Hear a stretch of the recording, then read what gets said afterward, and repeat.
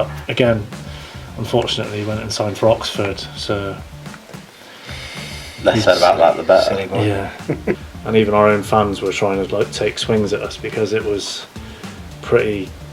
We were pretty poor to start with, do you know what I mean? And like we didn't really take to the National League very well. And looking back, we were obviously going for the win because he stuck Adrian Flint was up in front, and we were like, what was he doing? Yeah, and then it just sort of like there was a little.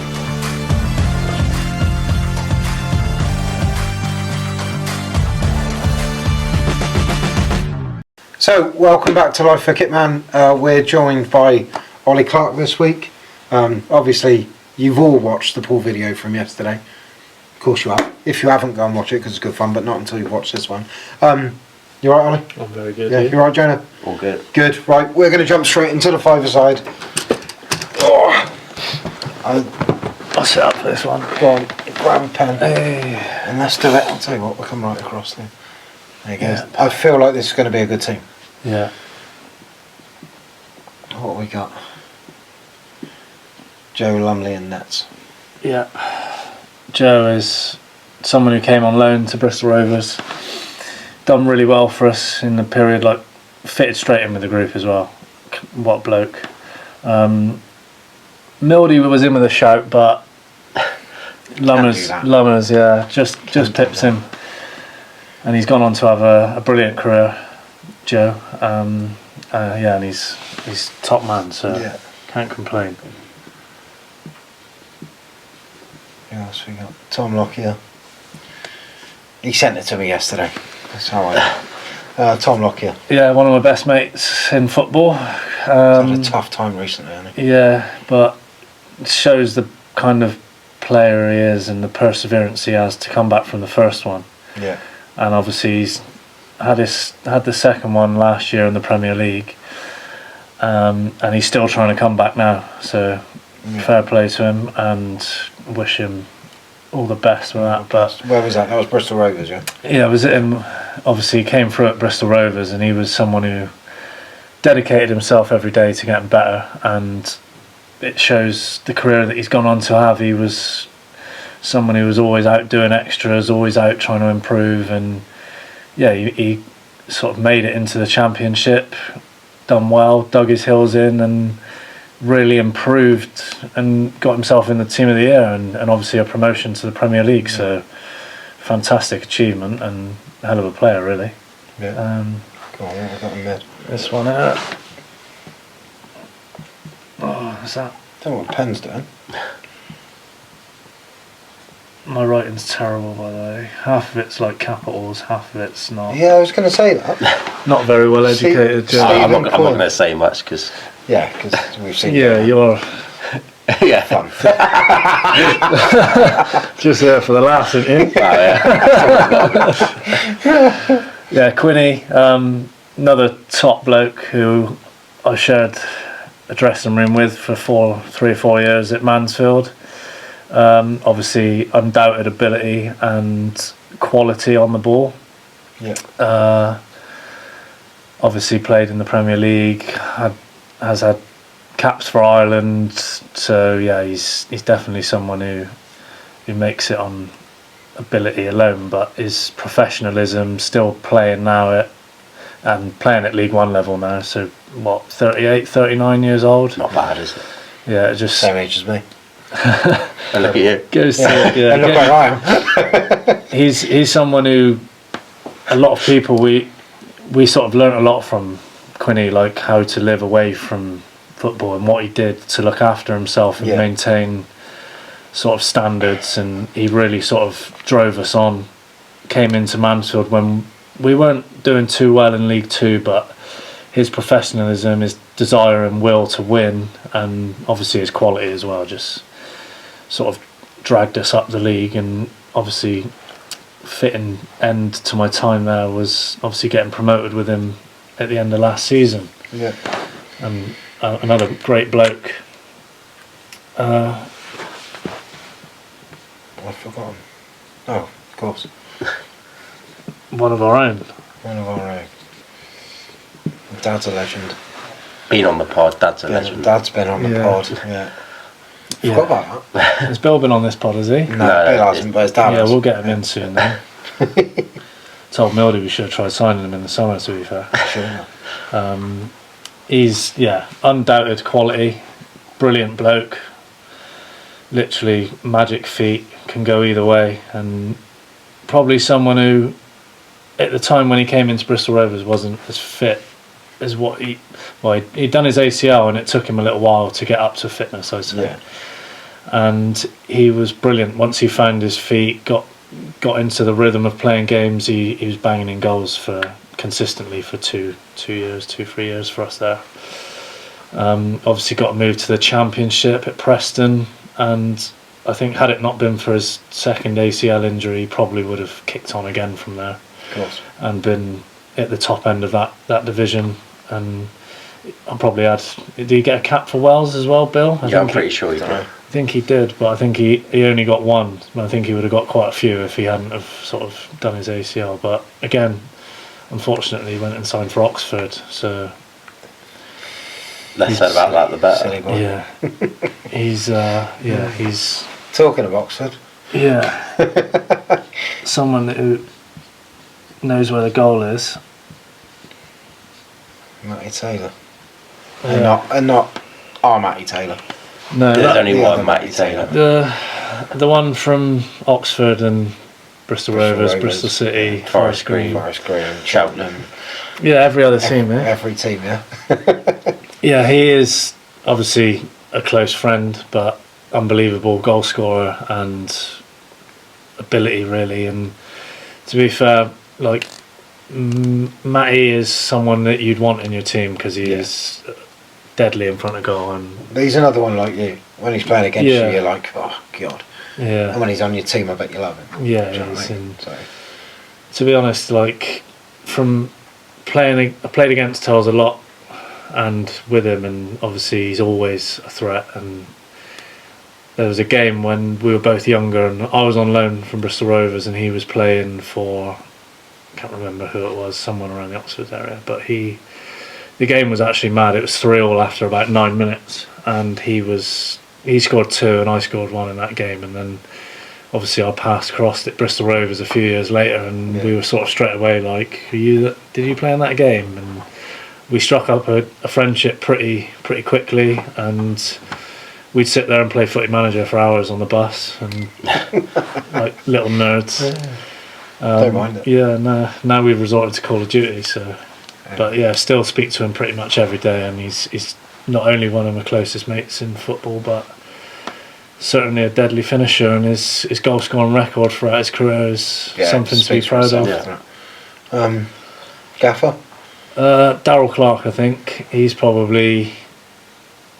managed all 4 of us there, and myself obviously, and he's a real man manager, and really good man manager, really good person to have in the dressing room, and somebody that you'd want in the trenches with you as well. He's certainly a brilliant character.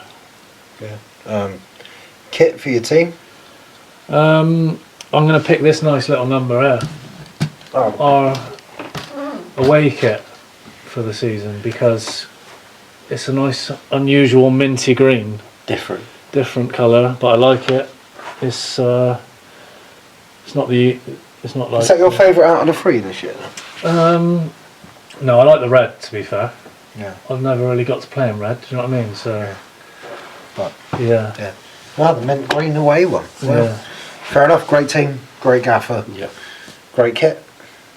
Into the net, and we're all in there, and even our own fans were trying to like take swings at us because it was we were pretty poor to start with, do you know what I mean? And like we didn't really take to the National League very well, and it was back then it was obviously a lot more physical, more teams playing direct, whereas now I think you look at the teams that come up, they're obviously playing good football. Bromley's probably a bit of a different sort of team, but like they're playing football. The teams that have come up over the last few years, you look at Stockport's, Notts Counties, Chesterfield's. I mean, there are teams that you'd probably think should be in the league anyway, but they come up with a style and they sort of stick with it, and they've all sort of had their own successes doing that over the last couple of years. But yeah, we went to Braintree early on. We went to Altrincham as well, and we lost to Altrincham. That's Manchester, isn't it? Yeah, just South Manchester. Yeah, just outside. And I think we were maybe just outside the relegation zone of the National League. So obviously everyone's like, "Oh my God, it's crazy." And I can remember like Darryl telling us a story that there was like a banner saying "Get Darryl out" or something off. Like the fans had driven down to the training ground and tied to the gate on our way in. Do you know what I mean? And it was a bit of a tough start, but It's way too big a club to be in that league. So yeah, it's probably a shock for. I remember. You see it happen though, don't you? Yeah. Teams go down and they struggle, and Stockport went down to the Conference North. Yeah, even like Torquay aren't probably not as big as. No, they're not as big as Rovers, but even they went down even further. Yeovil as well. So Southend, it can happen. Scunthorpe. Like, yeah, it happens, doesn't it? yeah, it does. And we didn't obviously take much notice of the outside noise.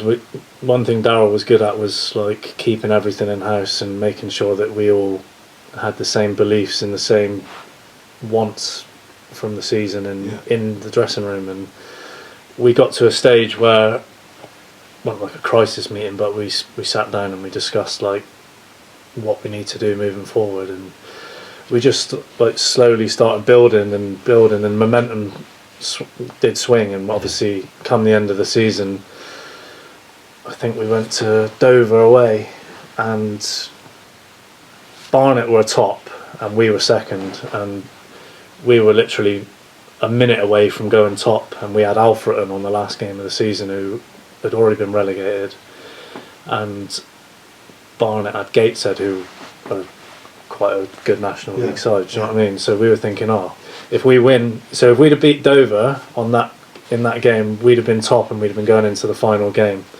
So like, obviously everyone's checking the scores, and you hear like, Barnet are losing and we're winning 1-0, so we're thinking, we're going top and we've only got Alfreton. Obviously you can't look too far ahead, but we were in that moment. It's only natural though. Yeah, we were in that moment. Obviously, like the whole squad's gone down to Dover. Like everyone's like itching for us to win and things like that. And our goalie at the time, we had a lad called Will Puddy who's just come for a routine cross, and he's sort of been given a nudge and he's sort of just hit his finger. And Dover were playing like they were in the World Cup final. They had about 5 centre halves like on the pitch, but they were all up front. Their strikers were all still on, and they just had like 2 midfielders running around just like trying to ping balls in. You know what it's like. It was like their cup final trying to stop us from going top of the league. And Puddy unfortunately dropped it on the goal line, and there was just a lad there waiting to tap it in, so we drew. And then obviously the final day was a bit of a, I think we won 7-0 or 7-1, but Barnet beat Gateshead 2-0. It was like 2-0 at half time, so we were like, playoffs it is. And we had Forest Green, which is obviously not, I wouldn't say it's like a big derby game, but it's a local game. And they made a terrible error of giving us like the whole side of the pitch and behind the goal. And behind the goal. I think we had behind the goal as well. And it was literally like being at home. Like our fans were brilliant at Bristol Rovers on the road, especially when you're doing well, like anywhere, isn't it really? But we sort of took over that ground, and it was like playing at home. A couple of times, just take it over. And I think we beat them 2-0 in the first leg, and then maybe 1-0, or it was 1-0 in the first leg, 2-0 in the second. Yeah. But they didn't really have a sniff. So obviously we got to the final. We played Grimsby, and it was a bit of a bad game. Like I was on the bench, but it was kind of a whirlwind, because like the first 20 minutes, Puddy again, bit of a rush of blood, comes like charging out of his box, gives a foul away. I think it hit his hand as well, but luckily the ref only gave a yellow, and they sort of scored in the early stages of the game, and then it was like a bit of a dead game for half an hour. And then Ellis sort of popped up with Jake Goslin, who was there at the time. Lovely left foot, whips in a beautiful cross, and it was sort of a bit of a scramble, but Ellis has just like fired one in past the goalie. Went to penalties. Big Stevie Mildenhall comes on to shore things up and win us the penalty shootout. Didn't get near one of them, but luckily their geezer skied one, so we went We had we'd scored all 5 and we went up, but it was like. Where was that? Was it Wembley? That was Wembley, yeah. But that was unbelievable scenes because like it's from where we were at the start of the season, and even where probably the club was at that stage, like I think the owners were trying to sell up, and it was like it's a big club, but the infrastructure wasn't there for it to succeed. But Darryl would like galvanised us. We had Darryl, Marcus Stewart. He was the kit man, but he sort of got involved with the coach and Steve Yates, a brilliant guy, and we just like had that bond where everyone was like vying for the same thing, and it sort of happened just because we believed in it so much from the start. Do you know what I mean? And obviously, not many teams go down to the National League and then bounce straight back. Yeah, no, especially now. I think we realised as well, like once we were on a roll, like if we don't take advantage of this, like people are going to leave. Yeah. People are going to be out of jobs because like the academy would have closed. And then you're rebuilding completely from. And that's probably where a lot of teams struggle. If you don't crack it at the first opportunity, you probably do find yourself in a bit of a crisis. But yeah, we done well that year. Like Darryl used the squad well. He managed to find players and little gems would come in on loan out of nowhere. He's obviously with the National League, you can sort of take them for a month at any point, and then if they aren't very good, like off you go. Which he did a fair few of them, like, but he always used to say, like, for every one you find, you'll probably get 3 or 4 bad ones. Do you know what I mean? And law of averages, isn't it? Yeah, but like you're taking them for a month, give them a bit of a gamble, and then if they don't work, you send them back. Yeah. And he was good at doing that. To be fair, it's a bit like trialists, though. When you get 4 or 5 trialists in, chances are one of them might stand out. Might be, but you're never going to get 3 or 4 out of 5. No, you know? So obviously, go up to League 2. Yeah. What are the expectations? Obviously, you've just gone up. What are the expectations for the club? What year was this by now? 14, 15. We got promoted at the conference. So 15, 16. Yeah. Probably knowing us as a group and our mentality was to get in the playoffs. Yeah. And it was a steady start. I think we won 3 or 4 out of the first 5 or something like that, and beat teams like Luton. Luton were in that division then. I think Portsmouth were. Obviously Barnet went up with us and we beat them early on. And we just got off to a good start, and then it was a steady one until probably after Christmas, and then we just found form. Like everyone hit form. Yeah. Billy was on fire. Matty Taylor was banging goals. He made good signings of like experienced lads as well, Darryl. Yeah. So we signed in the National League. We signed Jermaine Easter, and he came in and he didn't. I think he got injured towards the end of the National League season, but obviously when we went up, his experience and his know-how, and he was still fit, still charging around everywhere. He was brilliant. And then in the January of that League 2 season, he signed Liam Lawrence, and he was brilliant. His quality, you could tell that he played at the top. Do you know what I mean? And just like he's sort of like a calm head amongst a fairly young squad, and it just sort of galvanised us again. Like he added the right sort of people to our team who were great lads, obviously good players, but great lads to go along with it. And we sort of just went from. We just sort of went from one sort of how important thing to another. Is the character and the personalities of the people at the football club, players, staff? Massive. Like, is it more important, maybe at times, than how good they are at football? Yeah, I think so, because if you have a couple of mavericks in your squad and like no one's really talking to them or whatever, like they might be good for a game or two, but they'll probably end up just being like on their own and they don't get involved. Do you know what I mean? Whereas like you don't get that consistency. Yeah, I've always found like the best changing rooms I've been in, we've had the same sort of bonds. We've all sort of got the same sort of interests, and like even at Mansfield, like we had different changing rooms like we have at our training ground, but like there'd be like a golf group in one, and then there'd be like a dartboard in the other, who like they're in there throwing darts every morning, and towards the end like everyone was playing darts and things like that, and obviously we bit like we do with the pool table. And we had built up that like camaraderie over years. Do you know what I mean? And we'd got close a couple of times, but it was like just fine tuning, and obviously it was the same sort of players like that were there from when I first went in, because they had a big summer of upheaval that year that I went in, and I think they must have signed about 14 or 15, and we got off to a terrible start. Yeah. I don't think we won a game for 11.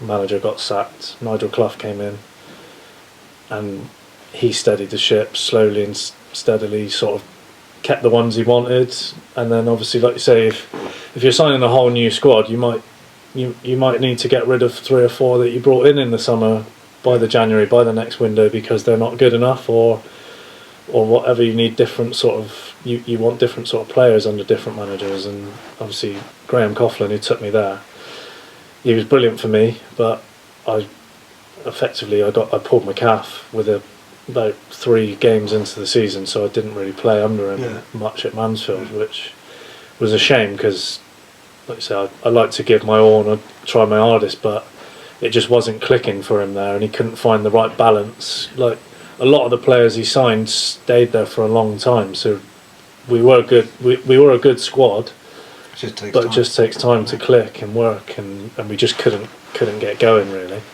But yeah, I think what you need it is that sort of same bond, that same camaraderie, where, and you build that up. The more you do things together, the more you go out and eat and drink and travel away, you sort of find your role in that team. Do you know what I mean? And see different sides to people's personalities. Yeah, definitely. We always think that like a pre-season tour is always huge. Yeah. So like we've only done it once in the time we've been in the job. Yeah. But the year we did it, the group was so together. Yeah. The staff, the players, everyone. We ended up winning the league. Yeah, definitely. There's points per game. Yeah. So people don't count it. But you know, we were top of the league. And That's all that matters, isn't it? That's how it was. Yeah. But yeah, the group was so together. Yeah. Like everybody, from like sports scientists to us to physios to players, you know, academy staff. Like everyone was so together. But also on the flip side, we had the year with Ben Garner where we had a 6-day pre-season. Yeah, and it was a brand new squad. Yeah. And it just depends, really. Yeah, it depends about the players you get in, how, and I think looking back on that team you had there, like a lot of them were around the same age, so that they come in and they're probably not. They're all moving to Swindon as a whole group, together. And they're out together. They're eating, they're drinking, which is kind of what we had at Bristol. Like we were all Bristol based pretty much, and everyone's in and around each other like most of the time. Whereas if you have like people living here, there, and everywhere, and just travelling in to train and moving up, like going back home, it takes longer for that bond to happen. Do you know what I mean? I want to know about that season then, because obviously you're playing for a rival in the league. How did you guys view what we were doing here? The year you got to the playoffs? Yeah, the year we got to the playoffs, and you were also in the playoffs. Yeah. Do you know what? We obviously went into the playoffs thinking like, yeah, we've got every chance here, and the squad we had, we felt we should have been higher up. Do you know what I mean? But that year it didn't quite click, and we didn't quite finish as strong as we wanted to. But obviously we went into the playoffs. We had Northampton, who had just been pipped by Bristol Rovers for the last automatic spot, so we knew that their mindset is going to be like. They were at Barrow as well, weren't they? So they went to Barrow. They won 3-1. That was a mad last day, wasn't it? And I think we just capitalised on that really. Like they were down in the dumps. I think they may have even had like Marbella booked because they thought we're going to go to Barrow, beat them, and then we're going on holiday. Do you know what I mean? And they were all right in the game, but we just obviously we were better. We were more up for it because we hadn't just had our like hearts ripped out in the last game of the season. Do you know what I mean? Yeah. And I think we had like Forest Green in the last game of the season, and they knew that they needed a point to win the league, and we needed a point to get in the playoffs. And the last 10 minutes was like it was like that game where they just played it around the back for 10 minutes, and like I think they brought a sub on who was like running around pressing, and they were like, "What are you doing?" Like even their manager was like, "What are you doing? Like just chill, just let them have the ball." And we were like knocking it around, and then like maybe knock one over the top, and then they would knock it back, and it was just seeing it out. But obviously going into the playoffs, everyone's on a high because we're in the playoffs. I think we got the 7th spot or something, but they were on a downer, so we obviously took advantage of that, and then we went out. So like Nigel Clough was big on team bonding and big on taking us for meals and things like that. So obviously we won at Northampton the second leg. Your leg was the next day. Our first leg. Second leg. So he was like, right, what we'll do. It was here, wasn't it? The second leg was away. Oh, was it? Yeah. So we've gone out into Nottingham. He's taken us for dinner, and then we went to the Irish bar just to watch the game and see how it unfolded. See who we'd get in the final. Of course. And it was chaos, wasn't it? Your game. Chaos. So some pens, yeah. Was it? And honestly, we were all sat in the pubs probably saying like, yeah, we want Port Vale, because Swindon were bopping it around, nippy little players, good on the ball, and I don't know how we got on in the games against you that year, but Go on, Jonah. At your place, we got beat 3-2.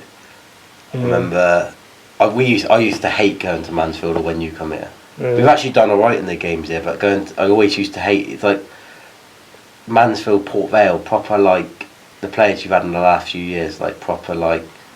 Just we've played football, and not saying that you didn't, but it was a lot more. You had men, physical, strong, tough game. Hated going there. We come to you on a Tuesday night, and we had Jake O'Brien. That's now at Everton, and I think somebody stuck one on him quite early on, and he was like limping around the ball game. But we got beat 3-2. McCurdy and Ellis scored for us, but I remember we just got battered. What did we do that year? Do you not remember? Can't remember. I think it was a draw. Jonah's usually brilliant. I can't remember. But I always used to hate. I can't remember that year really. It was last year. You beat us as well, but we won here. We scored last minute. Jake Young scored. But we'd not lost a game until that game, and that was, I think, I was either suspended or I missed it, but we were like obviously flying. We hadn't lost a game. It's like October, November time as well. It was like 19 games in, I think. Yeah. And we hadn't lost a league game, and obviously we come here and we were looking back. We were obviously going for the win because he stuck. Aidan Flint was up front, and we were like, what was he doing? It was level. Yeah, and then it just sort of like there was a little. I think it went out wide, crossed in. There's a little like header back stick on it. Jake Young. Yeah. I didn't see the game at your place. I was but I was so ill. I had to lay on the coach. I was just laying on the coach. So I tried to do I got the assist. I think it was 3-2 again. Yeah, I got the assist for the winner. Yeah, Glatz and Aaron scored. Yeah. And I got beat 3-2. But I always used to hate Mansfield. Mansfield and Port Vale the last few years, like League Two. I can remember, when we played you a couple of years ago now, it was like 4-1, was it? Or something? 3-1? Yeah, towards the end of the season. Yeah, Brewitt absolutely folded me in half, mate. He messaged me on it, that's what I was up to. Weird. Yeah, the ball bounced over and I sort of flicked it over for one of the lads and we scored actually, but it was one of them, like you play on and then you sit down at half time and you just, I was like, I feel like I thought I'd done my ACL or something, it felt that bad. I had like severe bone bruising to my knee, but I was just thinking like, that's one geezer I'd love to fold in half next time we play, but I don't know if he plays. To be fair, that seat, we got beat 4-1, I remember that. Because Reedy had gone to you in the January, and I remember that's how we got that shirt. But he was injured as well, I think, but it was 4-1. But our season has sort of fizzled out then. There was the 5-2 as well, wasn't there? Did you play in that? No, I was on the bench for that one actually. Yeah, that was the one earlier. That was earlier on in the season, wasn't it? Yeah. That's a good game, that. Yeah, that was you were unbelievable that day. We had a good week that week, didn't we? We had Bradford away on the Tuesday, got 0-0, and then you guys away on the Saturday and won 5-2. Yeah, that and we were thinking, brilliant, Monday off. That didn't happen. But we were doing Who was the manager then? Scott Lindsay. Scott Lindsay, we were doing obviously the research yesterday and a little bit this morning. And sort of remembered you at Rovers. But it was your hair. It was once we had looked at pictures. I was like, oh my god, that's Ollie Clarke. Because you had that black hair like that. And it suddenly clicked that every time we were we played Rovers, it was always like... You're one of them. Yeah. I had some good games against Swindon, to be fair, and I can remember when it got called off here. That was a good game, and I don't know. I always just got fired up for playing Swindon, and then when a Rovers plays Swindon, is that a talk in the week? Like, come on, it's Swindon. Yeah. Yeah, it's it was it was probably our best derby game because obviously Bristol City, City's in the Championship, and we were like probably closest rivals at that point in League One. Yeah. And you had good teams. I can remember the Thompsons. Yeah. Obviously, this time remember we played you one year and like you had Charlie Colkett on loan and he just left us and then gone to you. So like it was a bit of a like. Yeah.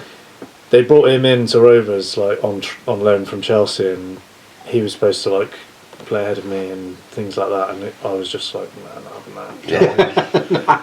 And that was probably one of like around them times when we first went up to League One. I was probably playing my best sort of football. I got Player of the Year, I think twice. Yeah, seen that. And I don't know, it was just like those years I felt fit, like I was at my fittest and strongest, and was able to play 90 minutes every week. Do you know what I mean? And my first couple of years under Darryl, like I don't think he's seen me as like a regular starter, so I was a bit part player, but I still played a lot of games. But I think once we got into League One I sort of found my own, and I'd built up my strength and power and sort of got myself fitter than I ever had done, and that's when I kicked on really, and I was playing probably my most consistent football, and I scored a few goals, and that was probably towards the end of my time. Maybe the COVID year. The COVID year was a bit funny actually, because like I wanted to stay at Rovers because I'd thought all my career I was like, I never want to move. One man club. Yeah, never want to move, and I loved it there. I loved being there, and then got into that COVID year, and obviously I'd been made captain there, so I was probably the fittest I'd been, playing every week. I wasn't scoring as many goals as I wanted to in that year, but I was playing a bit more defensive, and then obviously Coughlin left and Ben Garner came in, and like that was sort of the time when I was promised a new contract before sort of Coughlin left, and I could have left in that summer when they'd already announced that I was going to be the captain, and it just sort of didn't transpire. That the contract offer never came, it never got put in front of me. I had all like the text messages with the chairman at the time, and obviously the contract that they offered me was pretty much similar to what I could have got elsewhere, because they were like, we'll match what they want to give you. And being a Bristol lad and now captaining Bristol Rovers, I was like, I'll stay here. And I think it would have taken me up to 30, 31 at the contract they offered me. So I'd probably only left like last year if I obviously wouldn't have, if I would have stayed. But then we went into COVID. Ben Garner had obviously come in as the manager, and it sort of had a different feel to it because I had been there from way back when, and he obviously wanted to keep me. Well, I don't know if he did, but I got offered a contract, but it was nowhere near what they wanted, what I wanted, and what they had promised me on under previous management. So I just sort of said thanks for everything, and that was it. We moved off to Mansfield. It worked out kind of strange really. It was like obviously the end of June by now, like obviously no one knew when they were going back to training. No one knew. It's such a weird and time, obviously like Rovers were like, well, obviously we don't know what's going on, we can offer you another year on the same money. And I was like, well, I've obviously been offered this. Like in September you offered me this, and I was made captain, and you offered me this contract on the thoughts of me not going to somewhere else. It wasn't like an official bid, but I spoke to their manager and their chairman and things, and they were obviously inquiring about if I was interested, and I was, because I felt at that time I was ready to go and push.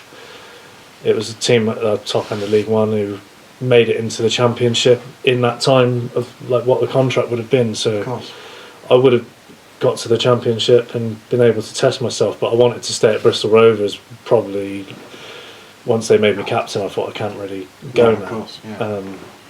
And it was just like a bit weird how it all transpired, and Coughlin had obviously gone to Mansfield in the December, but he left Bristol Rovers. We were like third or fourth in League One. Yeah. And we were flying. And obviously, I think if we'd have maintained like sort of the points per game average is what he was getting us, when Ben Garner came in, we would have probably been in the playoffs, if not like right up and around it, because we were flying. And we weren't pretty to watch, I'll be honest, but we were hard working. But we had some real tough men. Johnson, Clarke, Harris up front. Yeah. Obviously, like Tony Craig. We had James Clarke. We had some good, strong men. Like not the prettiest footballers, but we were hard working. We had Liam Sercombe, who brilliant footballer, scores lots of goals from midfield. And together we just had a bond together. But like, obviously that sort of season seen me sort of leave because I felt I needed a change because I'd been there for everything, and there was no one left who I'd played with for a period of time. Of course. And obviously Ben Garner had his methods and his ideas, and I didn't really know if I featured in that as much as I'd want to. So I thought, why not? And 4 years at Mansfield, though. Graham Coughlin obviously took me up there, rang me up just on a whim. I think, like, would you be interested? And this was like the end of June, so your contract's coming to an end. And I was like, well, yeah, because I'm not really getting what I want out of Bristol Rovers. And he obviously knew what they'd promised me. Yeah. So he was like, all right, leave it with me. Next morning, I think it was my birthday. Happy birthday. This is what we can offer you. Spoke to my agent, spoke to my family, and I was like, I was like, this is now time to go and try something new, I think. And I never looked back really. Like, obviously I love Bristol Rovers, but it was like that's done now. Do you know what I mean? And I was glad to make the move really, because I needed to get out of Bristol and just sort of see a different part of the world. Try, like you just get stuck in your ways, don't you? And it gave me a new challenge, which I was looking forward to. And so I said we started off slowly, and I got injured. But then Nigel Clough came in and took to me pretty well straight away. And you seem like you're his type of player. Yeah, he came in and he was just like, we watched you a lot for Burton and thought well of you then, do you know what I mean? And obviously, like, most of the squad that was there sort of stayed there for a couple of years, do you know what I mean? So and then you just added to it. Yeah, we a just few people like Reedy. And, towards the end, like, of my time there, like Reedy came in, Davis, Keylor, Dunn, like people that we managed to sign in January who should be playing at their clubs, but like Davis had gone to Burton, started like a house on fire, and then they just sort of cast him off. Same as Reedy here, like I think they brought Sads in, and Sads played, and Reedy sort of became available. And obviously Nigel likes to work with people that he's worked with before. And he had him at Sheffield United, given him his debut, everything else. And it's just they're really good with the players they brought in, good characters, fit straight into the group. And we just got better and better. And there was obviously the first year was COVID, so it was a bit of a write-off. We weren't very good to start with, so we just knew we had to sort of consolidate and try and give ourselves every opportunity to get up there next year. Yeah, sure. And obviously that was the year we got to the playoff final, fell short. And then last year. Yeah, and then the year in between we probably had a better side, but we struggled with injuries. We had a mad injury crisis where at one point we were playing the same team like pretty much for about 11 games, but we just kept churning out results, but we fell short. I think our last game of the season was at Colchester, beat them 2-0, but we needed one more goal to get in the playoffs and we just couldn't get it. And then obviously last year we hit the ground running. Pre-season everyone was fit, everyone came back flying, and obviously they'd added a couple as well along the way, and it just clicked. And so we didn't lose until we came here in like October, November time. And obviously then the momentum's with you. We just sort of kept going right up until I think we got to about March, and we hit a bit of a sticky patch, but we'd done enough to sort of give ourselves breathing space. And we did think when you hit your sticky patch, you thought, they're going to just fall off again. But you didn't, and you got promoted. No, we had. Do you know what? He utilised the squad really well, because there was a stage where people were struggling, and he'd mix it up a little bit, pull a few out, and put a few in and things like that. And obviously we went to MK Dons with about 4 games to go, and it was us or them for third, nailed on. And you won there, didn't you? Yeah, we beat him 4-1, but first 20 minutes, thing is with Nigel, like, we never did any shape, never did any like practice on opposition. It was all about us and what we can do to impose ourselves. And that the day before that MK game, we sort of started out and we were like, we're going to do this, and he was like, Ollie, you're going to man mark what's his name, Gilby. And I literally followed him. Like, he was in my shorts. Like, I had him, like, even after the game, obviously my mate Ellis is there, he was like, mate, Gilbs came up to me and was like, fucking hell, your mate will give me a yard, wouldn't he? And I was like, I just got told to do a job in like 60, 70 minutes. I did it, and I think I came off, it was like 2-1, and then I went off. They brought on some subs, scored straight away, 3-1, and then obviously last 5 minutes, like, they were just trying to throw it in the box. And we just countered and scored our 4th, and that was the moment we kind of knew it was not banker, but we were 5 points clear. They had 2 games left, we had 3. So we had Accrington on the Tuesday night. You only needed a point. Yeah. 2 points guaranteed. And we went 2-0 up against Aki, and same sort of thing, like, they just, last 10 minutes they were shelling balls in the box, midfielders were up front, defenders were like staying up from corners, and they nabbed one with about 5 minutes to go. Like, our fans are at this point stood on the touchline, like, ready to come on, but there's like 4 minutes of injury time and they scored, so the ref like was like, I need to play it because if they score, but we were like, mate, we only need a point, it doesn't matter. And it got to about 3 minutes out of the 4, and he was just like, fuck this, like, and he literally bolted because our fans were literally encroaching the pitch. And like, obviously the celebrations then was brilliant because it's a brilliant club, Mansfield. Like, I ain't got nothing but positive things to say about it. The owners were brilliant, and like, obviously as a group we'd been building towards that. I think even before we were there, like, they'd thrown a lot of money at trying to get out of the league. It didn't quite happen, but took a long time. But I think they were probably in the league for 10, 11 years. It was Mansfield and Newport, the longest serving clubs in that league before last year. And obviously the way that it's being ran and everything, that, like, the facilities that they've invested their money in. I've seen some of the pictures, to be fair. The chairman and chairwoman, they were really good, and even like straight after the season, obviously, as you do, you have like your end of season awards, and all the lads are like, come on chairman, can we go to Vegas, blah blah blah. And because I'd been the captain there for like the 3 years, and I was still the club captain last year, but Flinty wore the armband because he played most of the games. But he was like, Ollie, I'll put the money in your account tomorrow morning, no problem. And there he goes, just sent 90 grand into the bank account.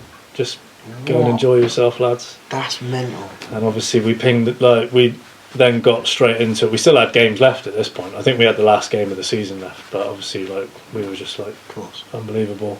And they were brilliant, like, giving us that. And then we had the open top bus tour, and it was a good way to end, really. And that, obviously we were going to the Vegas on the Wednesday, and Nigel had promised this club from like down in Leicester like a pre-season friendly or something, or like, we'll come and open your new we'll come and open your new like clubhouse. So we've gone down there to play them in like an end of season friendly. Like, we're all like, we're going to Vegas tomorrow, like, what's going on here, what are we doing? Are you taking the piss? And we've gone down there. I can't remember what it was, like Loughborough Dynamos or something. Like, the pitch was wavy, like, we're like running and you're like going up and down in that, and it was rock hard because it had been like dry for red hot, and we were like, what's going on? It's like accident waiting to happen. I think we won like 7-1, but like, lo and behold, I'm in the mix of the game. Reedy actually rolls one a little bit to my right, and as I'm like running, this lad is just full pelt, like head loss, sprinting towards me, and he studded me, and he caught me literally. If I didn't lift my leg up like that, my leg was planted, I think I would have broke my leg.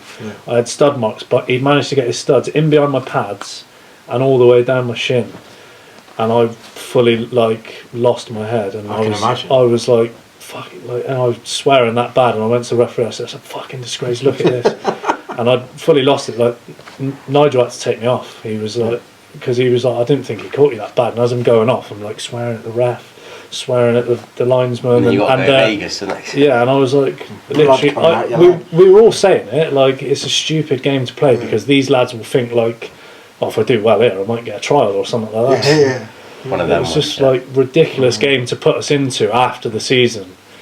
Like most of them were pretty chilled, but there was one lad who was like, I think he had his earrings in, he had a sleeve, was like swagging around the place, thinking he was a player, and he just lost his head, like because we were obviously popping him off the pitch.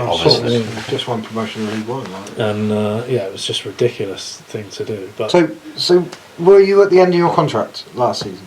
Yeah, so this is actually the maddest thing. So it's Wednesday now after this game, and we were all driving down to London, so I'm picking up a few of the lads, and as I'm driving to one of the lads, so we had our meetings that Wednesday as well, or the day of that game, and they were like, obviously I kind of knew that they were triggering my extension because my agents were good pals with the Cloughs.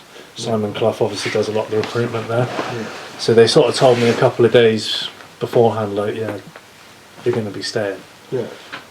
But we were driving down, so this is the Wednesday, we were driving down to Vegas, to the airport to go to Vegas, and Mildy texts me, "Hi mate, your name's just been brought up, blah blah blah, would you be interested?"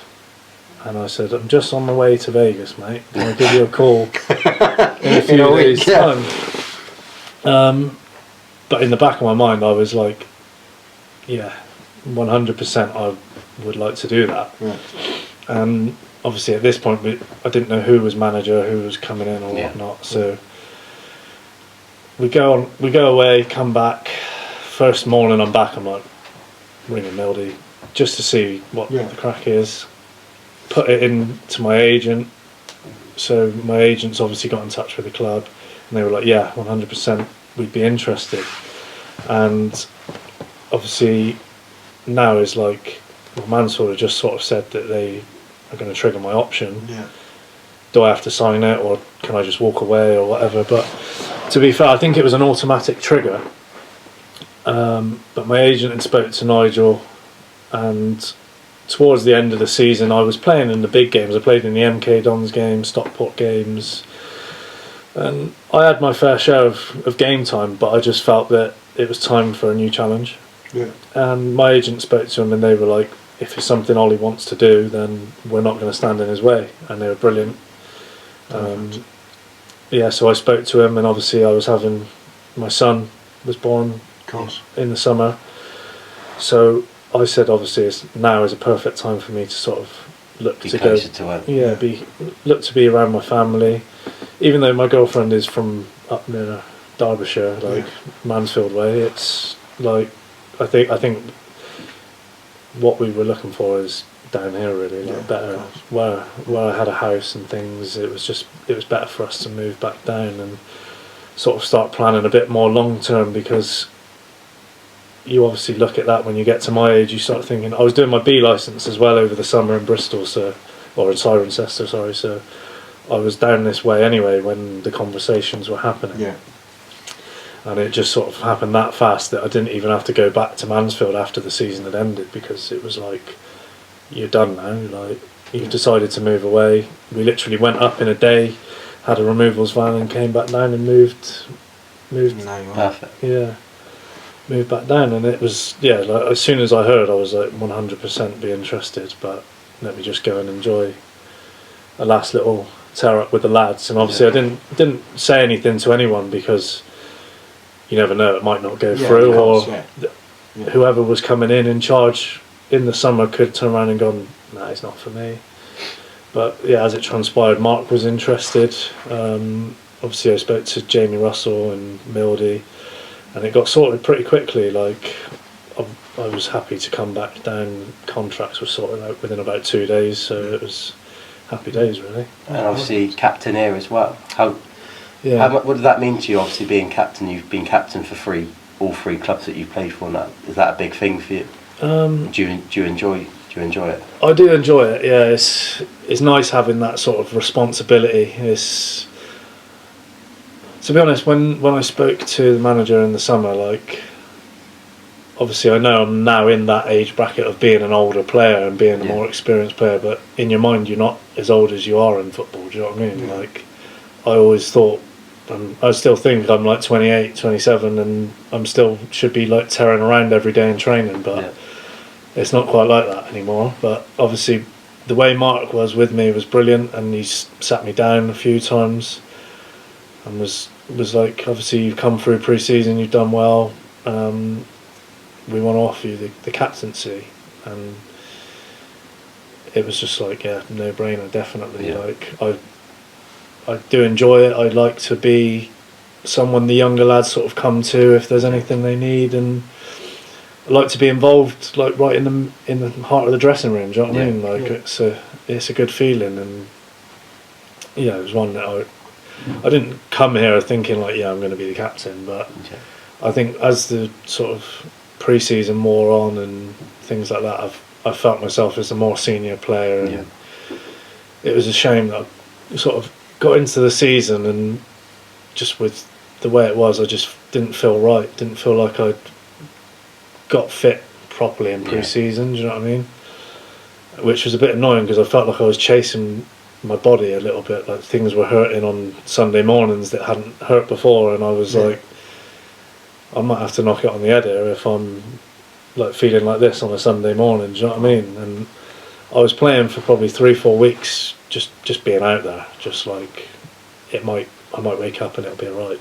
But it was obviously turned out I had 2 tears in my calf, like, well, one in the soleus, one in the calf muscle, and I was just nursing myself through the weeks in training, and then just putting myself out there, and I'm not doing myself any favours, or I'm not helping the lads out. So the wise thing to do was come out, and obviously the last few weeks, since I come back, even before I did my ankle, strangely, in training, it was like I felt a lot fitter, and I felt like my body I was in control of it again. Do you know what I mean? I was feeling a lot more powerful and things like that. And your ankle, I wasn't even out training that day. No. I couldn't believe it. He's going, Ollie's hurt himself. I'm like, no, he was already injured. He's not injured again. He's like, no. He's like, how many games did I play in between? I can't remember, but I played the Cheltenham game. Small handful, like maybe 3, 4. I played the Cheltenham game, which we won, and then I can't remember after that. Maybe one more. Yeah, it might have only been 2 or 3 then, but I remember training. You obviously went up for a header, didn't you? Yeah, well, it was sort of around the time that we didn't really have any centre backs, and it was like, Gaffer was like, I can see you doing that because you're quite good in the air, quite aggressive and on the front foot, and I just thought, give it a go. So we did like a little bit of shape and a few patterns and things, which is obviously like no contest sort of stuff, like no tackles are going in, and it was easy. And then he literally goes, right, we'll have a 10-minute 11v11 just, and the ball went straight back to it literally like, you start. The goalie started with it, then the young goalie, and obviously we had a few of the youth team in, so we had literally just started, the ball's gone back to the goalie, he's pinged it forward, and I'm just coming up thinking that's straight on my head, boom. But as I'm going up, the young lad just sort of, not even like hardly touches me, but he sort of gives me a little nudge in the hip, and it's a landing mechanism that you'd probably do every game.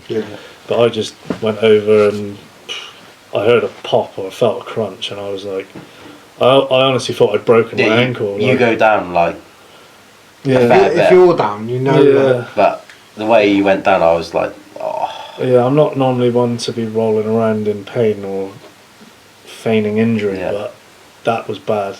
Like, when I put it in comparison, when I done my ACL, I tried playing on with that.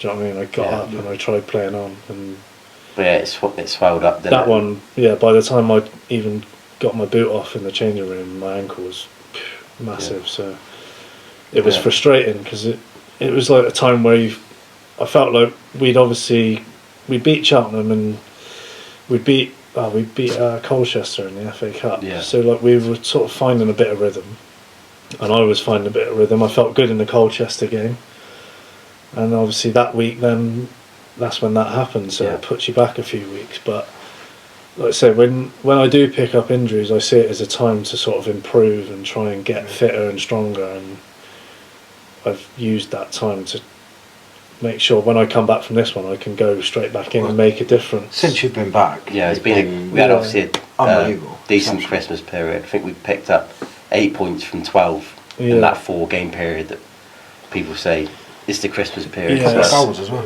Yeah, it's a vital period really, and obviously a period that we needed to improve on, because you know that the second half of the season is going to be different to the first half, and we need to improve a lot. So obviously giving ourselves that sort of momentum going into the new year. Like obviously we had a tough start at Notts County the other day, but you now look at the games coming up, and you look at what we've got now in the changing rooms, in a mentality of how to win games. Like you see that we can do it. I'm a lot more positive for the second half of the season, as for us to push on, and like you say, the manager will now obviously look to probably strengthen us in areas, and it's all positive for me that we're moving in the right direction. We've found that belief. Obviously we've got people back fit now. It looks like Granty's going to be coming back as well pretty soon, which is good for us. Like the more experience we have available, I think you've seen over the Christmas period, it stands us in better stead. And even the young lads like John McGregor's been brilliant, even having his energy and his willingness to work hard in and around the team is what we need. We just need everyone pulling in the right direction, don't we, really? Because it seems to be like it was one thing after another the first sort of 3 or 4 months of the season. Like someone got injured, and then someone else got injured, and then obviously we changed managers. We just need that consistency now of a similar sort of team every week. Obviously the gaffer's been brought in, he's brilliant, he's positive. I was going to say, how's he been for you? Like, how have you found it? Obviously I hadn't come across him before. Which is mad, seeing as you're so Bristol Rovers and he's so Bristol I know, people are like, oh, obviously you had him at Bristol Rovers. I'm thinking like, well, he was a manager there like when I was about not that old. 10. Cheers. Do you know what I mean? But he's been brilliant. Like obviously hadn't worked with him before, but you hear of stories and you know what he's about, and very eccentric, very very funny. Brilliant. He's been brilliant. I love it. He's like somebody that you sort of want to do well for. Do you know what I mean? And that's exactly what we said. Like you say, you put your body on the line every time you go out there, but he's someone you want to go that extra sort of mile for, just to make sure you're really giving your all. And the positivity he's brought to me, even like I think like I've always played my best when I've had a manager who not puts an arm around me, but believes in me and sort of gives me that confidence in that way. I'm not someone who needs to be told like you're the best thing since sliced bread. Do you know what I mean? But somebody who's showing you confidence and believes in your ability. Because like at times at Mansfield I was getting that, but then other times I wasn't. And you go through obviously peaks and troughs throughout a season and your form, but obviously since he's come in I feel like I've played quite well consistently. And it's been a pleasure to watch. And you're one of those players that, as a Swindon fan, obviously watching through the years, like one of those midfielders that you hate playing against. But when he's on your team, you love him. And I'm loving it now. I think I've had that quite a bit throughout my career. Like when you sign lads and they come and play for you, who you've played against, you're like, I hated playing against you because if I'm not grabbing you or pinching you or standing on you, then even in training I'm the same. So lads on our team, you're right. In the 6 years that we've been here, it's probably been some of the most best individual training sessions that I've enjoyed anyway, like from a single person, just like in the five-a-side. I think there was one Friday. It must have been the Friday that you were like fully back that we were just talking about, and you were just banging in goals, tackles going in. Enjoyed that. That's probably something that I should like relax on a bit, being older and being the sort of player. People always say you should train how you play, and you absolutely train how you play. And you're definitely one of those captains where you just go out there and people follow you. You lead by example. It's the definition of a leader, isn't it? Well, yeah. Someone who people follow. But obviously, you get some people. Some people are more vocal, aren't they? And you're definitely. To be fair, I think the gaffer's getting more out of me in that sense, and I've had it before where like you scream and shout, but I felt like the group of players that we had here and the mentality of them at the start of the year was they probably don't want to be screamed and shouted at and told this, that, and the other. Do you know what I mean? And it was a different sort of group because at Mansfield we had an older group, and even me being 31 last year, 30, there was lads who were 35, 36 who, if you tell them something, they're old, old and long in the tooth. Do you know what I mean? So they just get on with it. Whereas here, it's like, especially when results aren't going for you, it's kind of like you don't want to be effing and blinding and saying, "Come on," do you know what I mean? Like sometimes they do need an arm, but I think the gaffer has made people aware that ain't like digging someone out is like kind of part and parcel of it. If you're like effing and blinding at them and C-bombing them off, then that's when it ain't acceptable.